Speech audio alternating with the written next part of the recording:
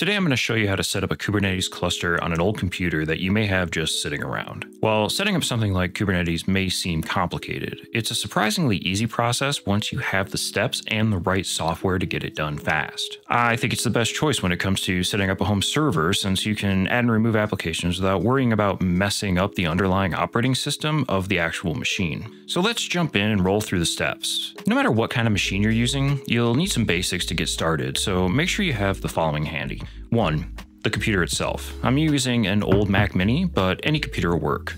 2. A basic flash drive. You'll need this to house the software we're about to install. 3. A network cable. Fiddling around with Wi-Fi setup is a pain, so best to just bring the wire and plug the computer in. 4. A mouse and keyboard that's either wired or has a dedicated dongle. Bluetooth probably won't work initially, so this is a must-have. Once you have all your supplies together, grab the USB flash drive and plug it into a different working computer, not the one we're about to erase. As you can see here, I'm using a very small 4 gig flash drive, and it doesn't really take that much. Now, on your working computer, we'll need to download a few things. First, a copy of Ubuntu Server. Head over to the Ubuntu website and download the latest version of Ubuntu Server. There's a link in the description if you want to make sure you're getting the right download. After that's finished, we'll also need a program for flashing the Ubuntu image onto the flash drive. I use a program called Etcher, and it's available for both Mac and Windows. Head over to their website and download the program and install it. Again, I've put a link in the description if you want to make sure you're getting the right thing. After downloading those two things, open up Etcher and choose the Flash from File option. From the file picker, just go ahead and choose the Ubuntu ISO file that you already downloaded earlier. In the next column, set the target as your flash drive and then hit the flash button. This will turn your flash drive into a bootable Ubuntu installer. After it's finished, eject the flash drive and unplug it from your working computer. That's all we need to do for now on your working machine. Now let's shift focus over to the old machine that we're going to be installing Kubernetes on. Temporarily, we're going to need to wire up this computer with a mouse, keyboard, and monitor. Also plug in the network cable and your USB flash drive. For the sake of this video, I've plugged my Mac Mini into a video capture card so I can show you what's happening on the machine. One quick note, if you're going to do this on a Mac Mini, make sure to plug the keyboard into the leftmost USB port. Otherwise, the Mac won't recognize the keyboard during its boot sequence. Ask me how I know that. Once you get everything plugged in, you need to get the machine to boot from the flash disk. The process to make this happen varies by machine. Some will automatically detect the boot disk and prompt you. Some will require that you hit an F key at startup. In the case of this Mac Mini, I had to hold the Alt key on the keyboard to get the boot menu. No matter which one you have to do, just make sure you tell the machine to boot from the flash drive. Once you do that, you should see this simple prompt asking you what you want to do. Choose the option to install Ubuntu Server and hit enter. At this point, it's going to spit out a bunch of text as it first starts this process. It takes a few minutes and I've sped up the video, but the real elapsed time is displayed in the corner so you know exactly what to expect. Okay, I'll keep this short, but I do have something a bit off topic to share with you. You see that empty spot over there on the wall behind me?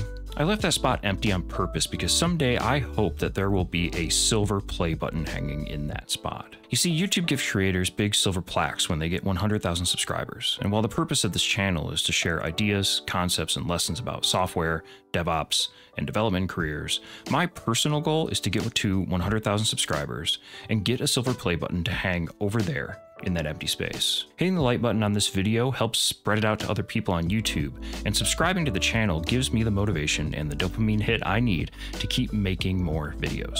After all that's done, you'll get the Ubuntu Server welcome screen, and you'll need to provide some more details. Just a fair warning, I'm about to roll through 15 short but required steps for this setup. I'm going to do this quickly as possible without leaving out the few important bits scattered throughout this otherwise pretty self-explanatory wizard.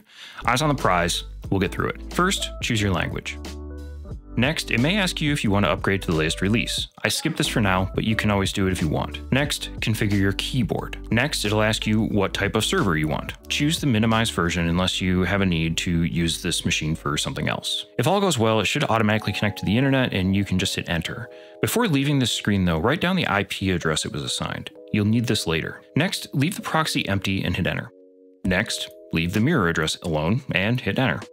Next, on the disk setup, I chose to use the entire disk and set the disk up as an LVM group. These are the defaults, and they're just fine. Finally, it'll show you a summary. Hit enter to confirm, then hit enter one more time to extra confirm that you're cool with it blowing away your entire hard drive. On the next screen, set up your user info. Keep a note of your username and password. You might need this later. Next, skip the Ubuntu Pro ad unless you need enterprise support. Next, enable the option to install OpenSSH server. This will allow you to access the machine remotely with no keyboard, mouse, or monitor attached. Also on the screen, if you have a GitHub account with your public keys already stored, provide your GitHub username and the installer is going to go ahead and pull them in and add them to the authorized keys so you can access this machine with no password later on via SSH. If you're all concerned about this not working, also check the box to allow password auth over SSH. This will allow you to log in with just the password. It'll now pull your public key from GitHub and you can confirm. Now for the actual installation of Kubernetes. It's literally one checkbox. Select the option to install microcates. This is Ubuntu's super popular lightweight version of Kubernetes, and it's what we'll be installing. After checking the box, go to the next step. And now we wait for it to finish.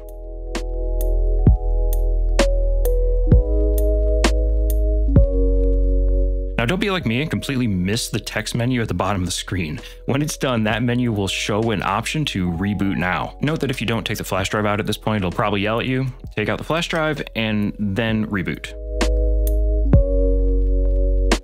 And just in case you thought we're done, you're wrong. Now it's time to install microcates. After it's done, it'll show the login prompt again.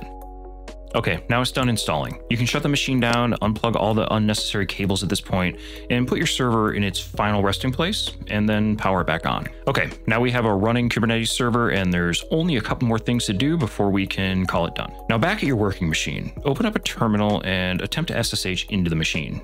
Your SSH command should be SSH space your username at your server's IP address. If you chose earlier to import your public keys from GitHub, it should just let you in without a password. If it didn't work or you didn't choose that option, you'll need to enter your password at this point. Now that we've confirmed that we can connect to the server through SSH, you want to make sure that the IP address doesn't change on you. Luckily, most home routers these days have the ability to reserve an IP address and associate it with a specific MAC address. On the screen is how I did this on my Netgear router, but everyone is a little bit different. The important takeaway here is that you make sure the IP address of your server won't change when you lose power or restart your router. This will be important when you begin to use this cluster and need to reach it by IP address. At this point, you have a single node Kubernetes cluster running, but don't bail on me yet. I'm going to show you how you can expand the capacity of the cluster by adding more machines. If you have 2 or 3 or 4 old machines laying around, they can all work together as a single Kubernetes cluster. And the best part is, it only takes a couple commands to make this happen. So even if you don't have another machine to add right now, don't you just want to hang out and see how it's done? So obviously, if you have another machine to add, you'll need to do all the exact same steps we did to set up microcates as we did on the first one. The only difference will be the server name and the IP address. Everything else is exactly the same. Once you have both machines running as standalone clusters, SSH into both of them. On my screen, you're seeing the first machine's terminal on the left, the second machine's terminal on the right, and finally my K9S Kubernetes dashboard at the bottom connected to the first machine. You'll note that it only shows one node currently. With Vim or another text editor, open the /etc/host file on each machine. On both machines, enter the IP address and the name of the second Kubernetes server. This is required so microcates can complete the join. Now save the /etc/host file on each machine and exit Vim. Now on the first machine, enter microcates add-node and hit enter.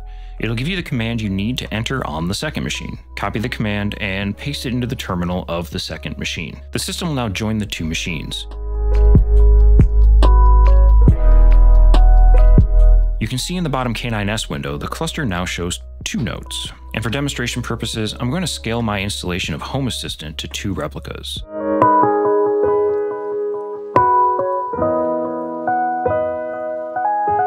You can see that it is now running 1 replica on each node with no issues at all. In the next video, it'll show up right here when it's done. I'll show you how to use an external NAS as an NFS server for sharing volumes across the cluster. If you don't see the video here yet, subscribe and hit the bell so you can get notified when I upload it. Thanks for stopping by, and until next time, happy coding.